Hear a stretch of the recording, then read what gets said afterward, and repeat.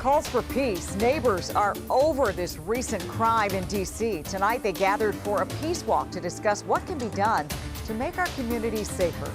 Good evening, I'm Leslie Foster. Tonight's walk happened on H Street in Northeast. It is just one neighborhood dealing with a spike in crime.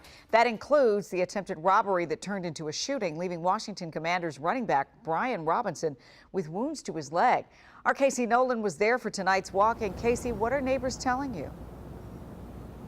Well, Leslie, that this street isn't the same since COVID and the closures that came with it. Now they're trying to figure out what to do about this crime without just pushing it over to the next neighborhood over.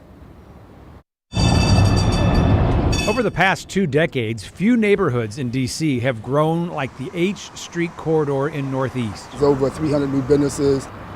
Tons of over $1 billion worth of reinvestment and so forth. Anwar Salim has been here for all of it as part of the group that envisioned this transformation, and now he is working to protect it. I'm worried about the gains that we have made, and we want to protect that integrity. From petty crime to the high-profile shooting of a pro football player, H Street has seen a rash of crime in just the past few days. We're out here on this community walk today to discuss and hear from businesses what they would like to see. Wednesday, people from the neighborhood joined police officers and elected leaders, walking H Street and working on solutions. If we squeeze the element out here on H Street, it's almost like a balloon. When they pop, they're going somewhere else. So don't say it don't affect you, because we thought the same way only a few weeks ago. And the reality is that some of these folks are getting left behind, and we just can't leave them behind. But for as fast as change seems to have come to this street, solutions to the crime could be much slower. Not just one part of the response, but all of those community policing, as well as violence interrupters, as well as mental health providers, as well as de-escalation techniques, as well as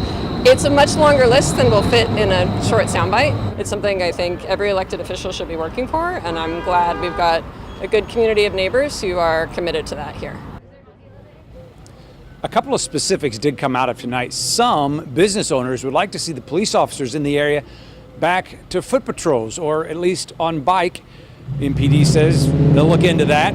And then those closures we talked about, the business closures, a lot of those empty storefronts have been filled with marijuana businesses. Now, people are quick here to say that they don't blame the marijuana businesses themselves, but they worry that a lot of that business is done in cash, and they worry the cash, Leslie, lures in a criminal element. So a lot they've got to figure out there as well. Yeah, as you say, it's complicated. Lots of layers to this problem, lots of layers to the solutions too. Thank you.